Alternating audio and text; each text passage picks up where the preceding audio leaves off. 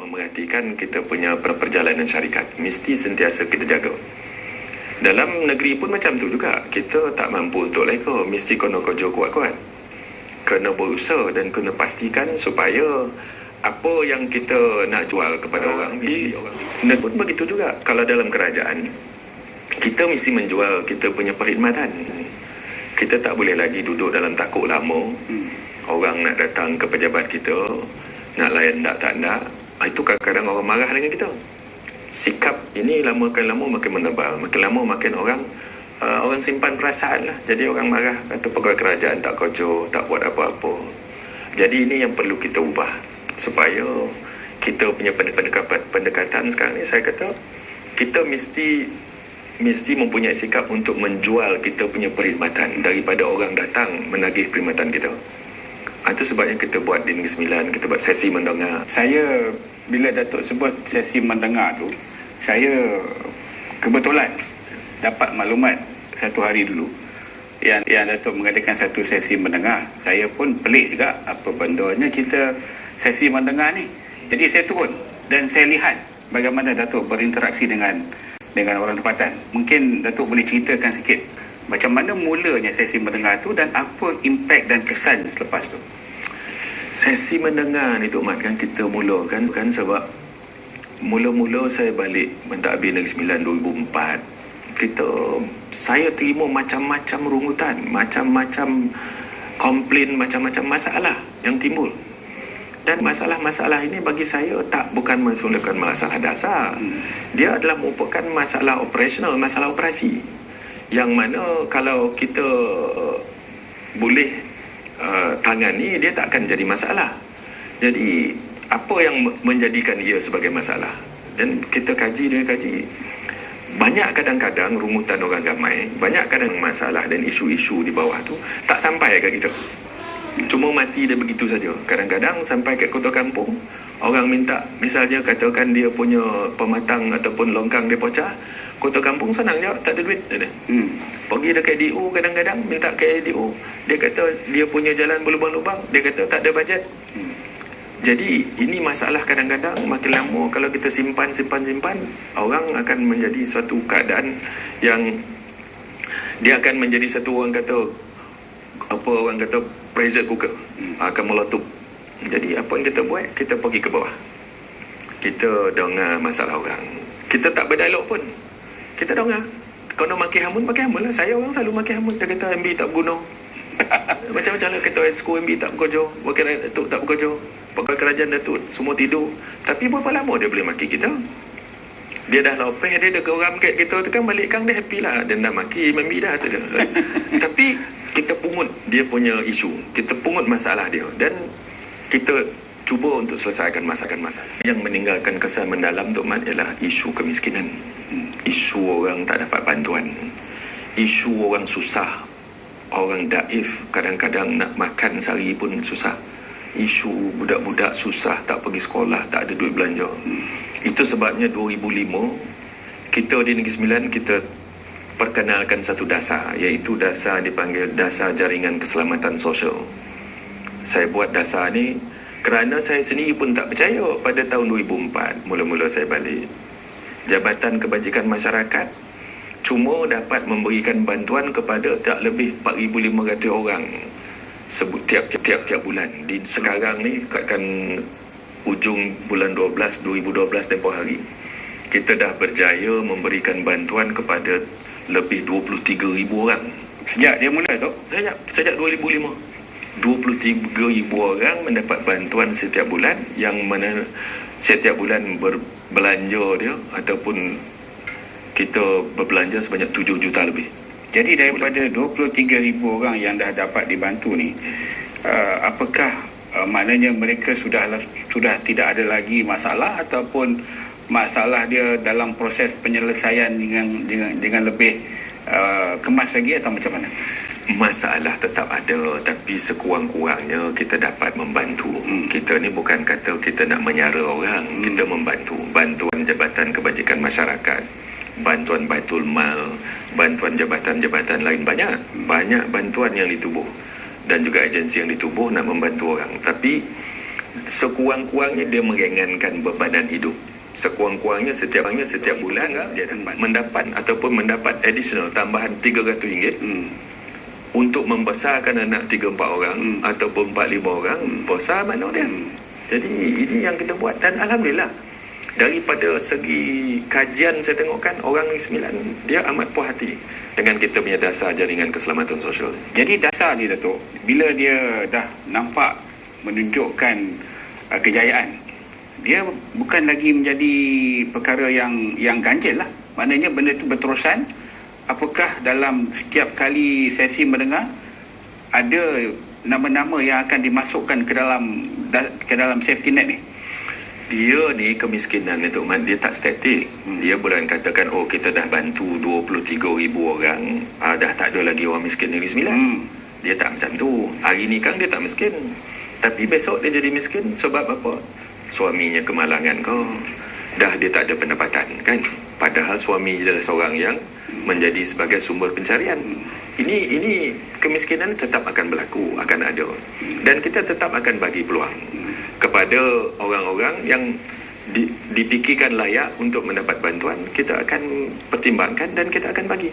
Datuk mengambil alih jawatan sebagai Menteri Besar pada tahap kegemilangan politik negara. Kalau saya nak katakan dalam politik Barisan Nasional 2004 tu yang paling tinggi, dan kemudian jatuh menjunam 2008. Jadi saya nak tanya, apa pembelajaran yang dapat ditimba daripada dua pengalaman ini, yang paling tinggi dan yang paling rendah? Banyak pengalaman yang kita boleh pelajari daripada zaman kegemilangan dan juga zaman kemelesetan. Zaman kita masa Handa 2004 dulu kan, masing-masing semua sombong. Sombong. Tak nak tengok kawasan, tak nak jumpa orang. Jumpa orang pun kadang-kadang daripada dalam kereta je, tak nak turun. Lambai je. Orang masalah tak nak bagi ambil tahu kan. Kadang-kadang tak ada lah ke pejabat. Orang nak jumpa susah. Sebab kita ingat kita anda.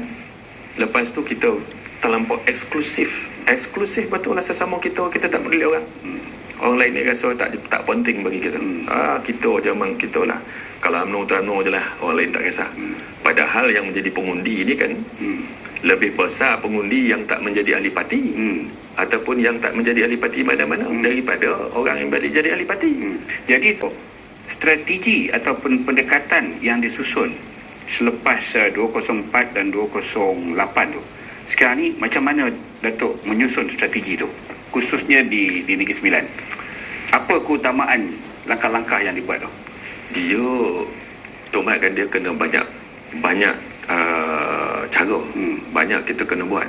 Satu, kita perlu sebagai negara dan juga sebagai negeri, kita kena majukan negeri. Sebab kalau tak ada pembangunan, kita tak ada pendapatan. Macam mana kita nak tolong orang miskin kalau tak ada pendapatan? Macam mana kita nak buatkan infrastruktur untuk orang-orang ataupun untuk membantu kawasan luar bandar kalau tak ada pendapatan? Pembangunan mesti wujud, pembangunan diteruskan. Tetapi dalam masa yang sama, itu yang saya kata tadi, kita kena jaga orang miskin. Nombor 2, di Negeri Sembilan kita buat dasar pelajaran. Kerana pelajaran ini untuk apa yang membeza pelajaran di Negeri Sembilan ni dengan tempat lain lah? Tak ada beza. Dia tinggal lagi kita 2005 kita tengok kan prestasi keputusan anak-anak kita di sekolah-sekolah di Negeri Sembilan tak cemerlang sangat. Tak boleh nak kita banggakan sangat.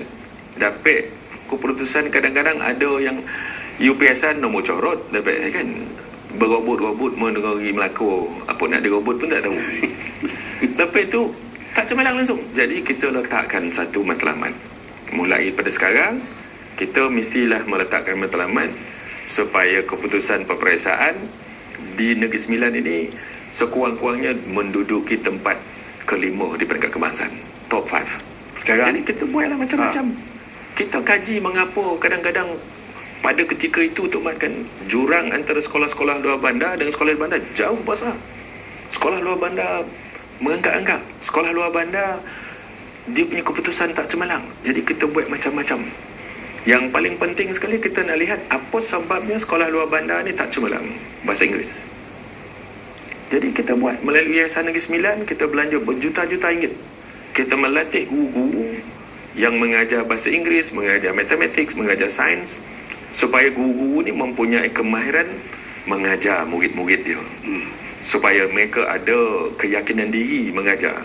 Saya lalu kadang-kadang tu dulu sebab ada dasar ni, cikgu dia mengajar bahasa orang putih, saya nak pensan kan. Sebab Tak apa bodoh bahasa orang cakap kan. yo, Macam mana nak budak anak-anak, cikgu pun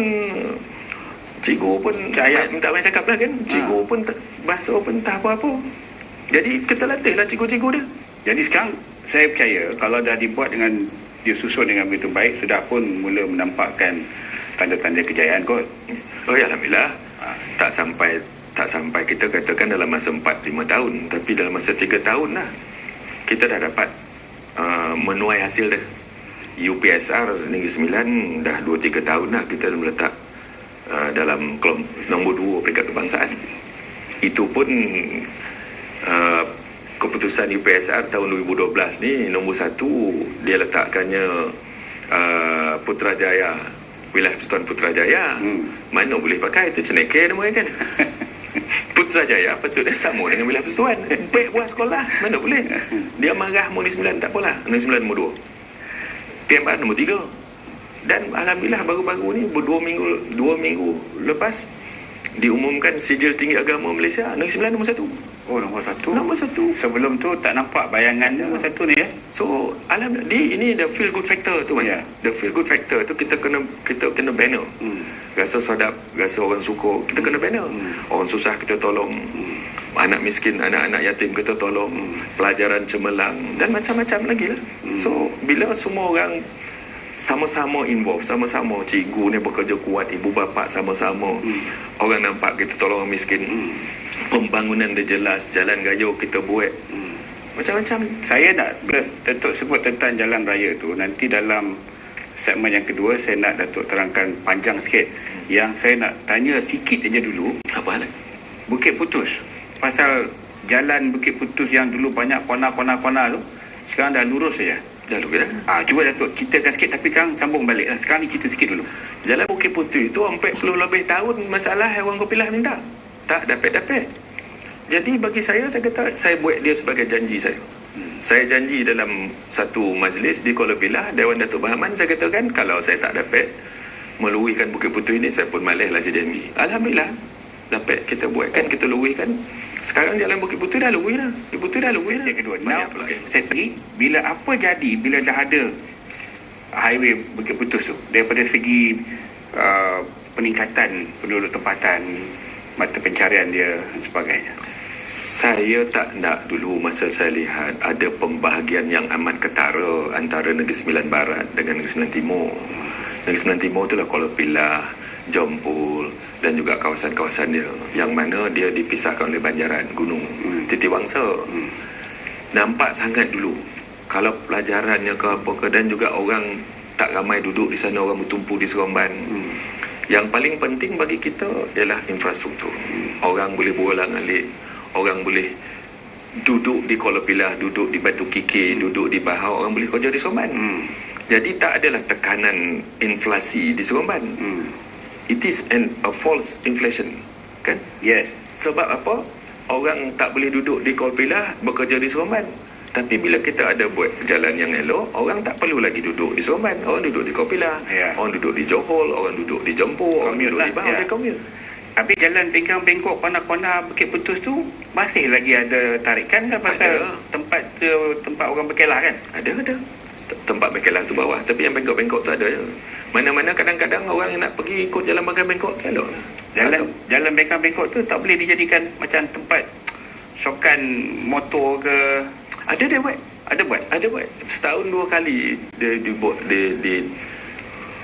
dibuat lembaga pelancongan Negeri Sembilan. Dia ada sukan apa ni panggil, sukan Macam drift apa semua. macam drift macam apalah dia buat. Tapi membahaya sikit.